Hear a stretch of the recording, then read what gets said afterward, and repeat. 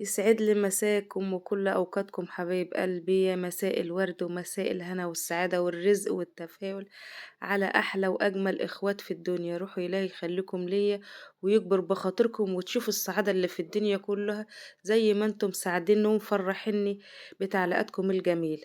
فأول بداية الفيديو حبايبي بالله عليكم تشاهدولي الفيديو كامل، تشاهدولي الفيديو كامل، ربنا يجازيكم خير ويقعدوا في ميزان حسناتكم. انا يعني مش عايزه اقول لكم او كده، بس انا عارفه اللي انتوا بتشاهدوا. بس بالله عليكم شاهدوا لي الفيديو كامل، انا بطلب الدعم منكم يا جماعه، بس والله نفسي الدعم، اطلب الدعم منكم، بس يعني الدعم لايكات عشان الفيديوهات تقترح وايه، وان شاء الله القناه تكبر، لان انتوا عارفين انا محتاجه للقناه جدا، وبالذات في اليومين دول. ليه بالذات في اليومين دول يا ام حوده؟ لان الرطوبة أثرت على الشقة جامد، بحس ان الرطوبة بتهلل من الشقة، بتوقع لي في الشقة خالص كده. كل ما اجي بس ندق مسمار في قلب حيطة نعمل حاجة، الاقي الحيطة بتقع، الاقي الحيطة بتتشرخ.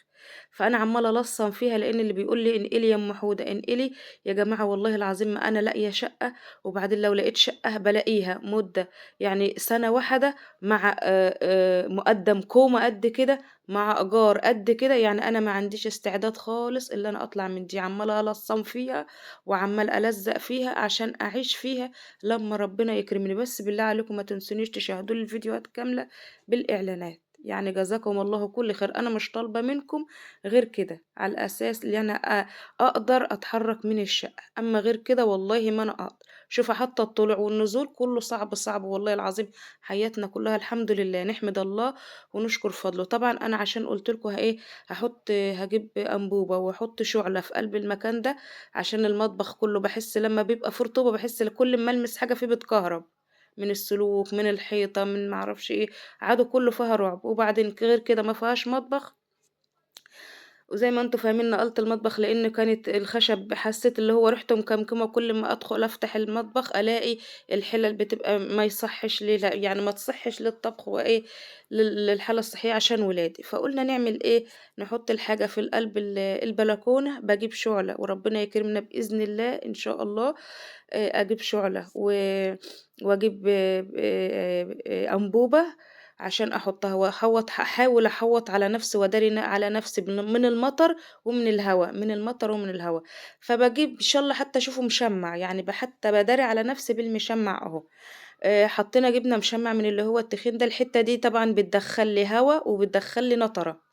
انتوا شفتوا قبل كده لما دخلت بتخش بنطره بتنشفوا تحت رجلي كده، يعني عزكم الله الترابه دي كلها بتروح بالهواء، والمطره بتنزل روبه في قلب البلكونه، بتنزل زي الروبه كده ميه. بتقعد بقى كل شويه كل يوم لازما لو نزل نطره بتبقى يعني دمار دمار، بهدله والله. انا كنت صورتها لكم مره او مرتين، ومش حابه اوريكم المناظر تاني، يعني بالذات فما الجو ينطر. فقلت هعمل ايه، بحاول ان انا ايه اداري على نفسي باي طريقه عشان اقعد اطبخ في البلكونه، ونقعد حتى اللي انا ادفيها، لان الجو والله موت، الجو صعب صعب جدا، يعني الواحد بيبقى واقف كده وبيرتعش من البرد، بنبقى فعلا بنرتعش من البرد، ساقعة. يعني شوف الشمس كانت لسه عاملة ازاي والجو عامل ازاي، طلعنا خفنا، يعني كان لسه الجو حوالي يعني مش بعد الظهر كده. اللهم صل على سيدنا محمد. ما جبنا مشمع بقى عشان نقفل الحتة دي كده، دي المدخل الوحيد اللي بنطلع منه على السطح. السطح احنا ما بنطلعهوش كتير لان ملناش شغل عليه، يعني يعني ما لا بنحط حاجة عليه ولا بنشيل شغل عليه، غير مثلا يعني حد بيعدل الطبق بتاعه، لان الاطباق بتاعة البيت كله على السطح عندنا، حد بيظبط حد بيعمل. ادي احنا قلنا طب انت هتقولي يا ام حدا انت قفلتيها كده، طب هتنزلي ازاي؟ لا حبايبي بقفل من عند محمد كده جامد عشان الهوا، وبعدين بنقفل، بسيب الحتة بقى اللي هي يعني قدام السلم دي عشان ايه ننزل منها، واللي بينزل للآخر بيروح جاي مقفلها برضو كده عشان ايه نحافظ من الهوا. شوفوا الهوا يعني بالطريقة عامل ازاي، يعني الهوا شديد جدا، تلج بقى، مش الهوا عادي، لا ده الهوا ده تلج، داخل تلج كده على وكمان بنقفل تبقى مصلحة عشان باب الشقة باب الشيش البلكونة بيدخل تلج، يعني الحمد لله بتبقى ايه برضو مصلحة لينا لما بنقفلها كده، مصلحة للكل، يعني للهوا نحافظ على برضو العيال من البرد والسقعة، غير كده تحمينا من المطر، غير كده ما يتدخلش هوا لأنها تبقى الشعلة والأنبوبة تحتها، الشعلة والأنبوبة هتبقى تحتها كده. إن شاء الله بدعمكم ليّا، بمساعدتكم معايا، بوقفتكم جنبي، إن شاء الله بإذن الله اللي بيحب أم حودة بالله عليكم يجعله في ميزان حسناتكم، إن شاء الله في ميزان حسناتكم والله، وربنا يجازيكم خير ويخليكم ليّا ويبارك لكم، وربنا يشفيكم ويشفي مرضانا ويشفي مرضى المسلمين، اللهم آمين يا رب العالمين. وطبعًا أنا عارفة اللي إحنا بناخد من وقتكم كتير عشان الامتحانات اليومين دول، إن شاء الله بإذن الله كده، بإذن الله ربنا ينجّح لكم ولادكم وتشوفوهم دايمًا كده في الأعلى، في الأعلى، في الأعلى بإذن الله. طبعًا اللهم صل على سيدنا محمد عليه الصلاة والسلام، إحنا طبعًا حطينا الحرف ده فوق الصاج عشان برضه الهوا بنحاول اللي إحنا يعني نجمّد فيه جامد، جامد، جامد عشان برضه ينيّلِك يا أم حودة، أنتِ بتعملي إيه؟ يا بنت هَم يبكّي وهَم يضحّك ينيّلك، باضحّكوا شوية والله العظيم، غصبٍ عني ادّي لها، ادّي لها تستاهل، ادّي لها المفترية دي، ادّي لها المفترية دي، ادّي لها، ادّي لها. والله أنتم ناس زي العسل، هُم مين يا أم حود؟ والله العظيم يعني شوفوا الحركة ده أنا لسه هاشيلها عشان أقفل، قُلت أمّا أدّيك يا أبو حودة طالما أنت مضايقني بقى أمّا أدّيك كده واحدة إيه، بس البتاعة خفيفة خلّي بالكم يعني ده كانت كرتونة يعني ملفوفة. حطينا بقى إيه زي ما أنتم شايفين كده الطوب عشان برضه نحميها والتراب ونحمي نفسنا يعني من الهوا، وربنا يجازيكم خير حبايبي، وربنا يا رب يوسّع علينا وعليكم، بس بالله عليكم ما تنسوش الدعم للقناة، الدعم بيبقى أهم حاجة للقناة يا جماعة، وربنا يجازيكم خير، والحق يا أبو حودة الحق، الحق يا أبو حودة مش قادرة تشيل، ما بتاكليش قدّها يا مفترية، يا مفترية ده أنتِ بتاكلي قدّها يا مفترية. فالحمد لله نحمد الله ونشكر اضحكوا اضحكوا حبايبي والله، والله العظيم الواحد يعني أنتم شايفين حتى يعني الحمد لله، شوفوا إحنا كنا بنقدّم لكم طاقة إيجابية وطاقة جميلة جدًا، أنا كنا ما بنبطّلش ضحك وباحس اللي أنتم كنتم في التعليقات ما بتبطّلوش ضحك والله وحقكم عليّا والله العظيم حقكم عليّا، بس أنا لمّا بادخل المطبخ أدخل أبُص على البلكونة، أبُص هنا، غير في آخر الصاج ده في آخر الصاج ده لمّا الجو ينطُر، الصاج ده طبعًا عاملينه بزاوية كده ينطُر إيه، شوفي أمّا يخرب عقلِك يا أم حُدى، شوفي البت ينيّلِك روحي، أنتِ عايزة إيه من الراجل؟ يا كتّر خيره يا شيخة.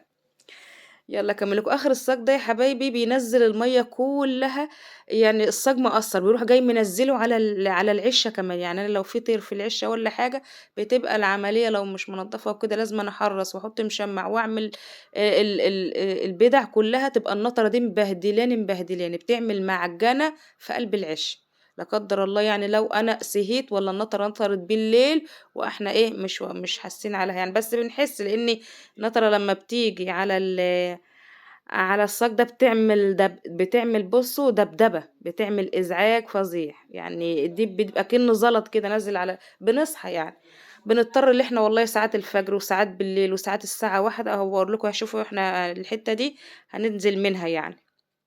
أصل مثلًا يقول لك طَب أنتِ كده قفّلتِ على نَفْسِك يا أم حودة، طَب هتنزلي إزاي يا منيّلة أنتِ هتتحبسوا فوق والّا إيه؟ أقول لكم لأ حبايبي إحنا بننزل كده وأنا على فكرة نزلت بس أبو حودة اللي انزنق زنقة بقى قعدت أضحك عليه يقول لي: "انزلي." قُلت له: "انزل الأول." لأ يقول لي: "انزلي أنتِ الأول." أقول له: "لأ انزل أنت الأول."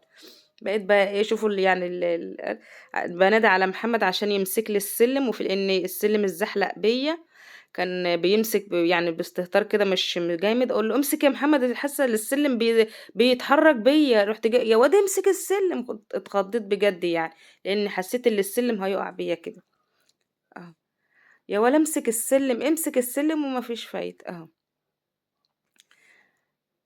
فالحمد لله نزلنا بالسلامة يعني والحمد لله بقينا نحاول وأكل العيش عايز كده يا جماعة والله هتقولي لي لأ ما تبقيش تعملي كده يا أم حودة أنا قعدت بقى أضحك ضحك السنين على محمد وهو نازل وأنا تحت كده أنا مسكت له السلم وكل شوية أهوش عليه وهو يخاف والله ضحكت ضحك السنين في اللحظة دي كده عمال أقول له افصل يا أحمد أحمد ابني اللي كان بيصور أهو بصوا انزنق الرشاقة ليها ليها ناسها برضه يا أبو حود، قعدت أقول لك ما تاكلش وتنام ما فيش فايدة أهو، أدي أنت بتعاين أهو،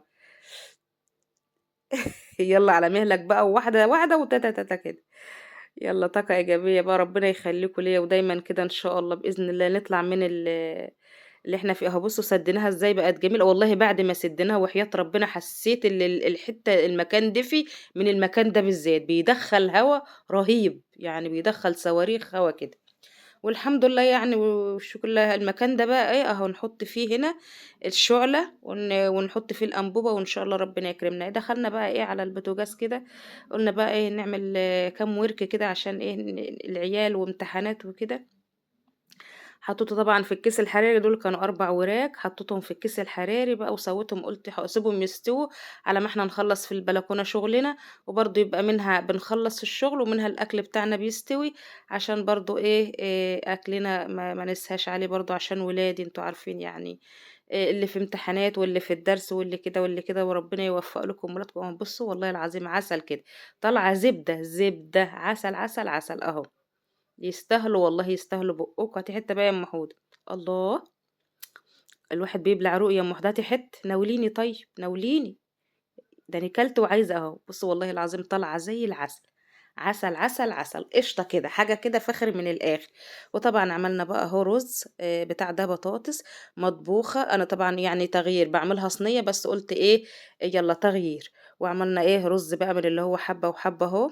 الله! عسل يا أم حودة، تسلم إيدِك، والحمد لله فضل ونعمة من عند رب العالمين، ويا رب يدومها علينا نعمة يا رب، يا رب يدوم علينا نعمة يا رب. اللي وصل معايا لغاية كده شكرًا جدًا لمتابعتكم، باحبكم في الله، والسلام عليكم.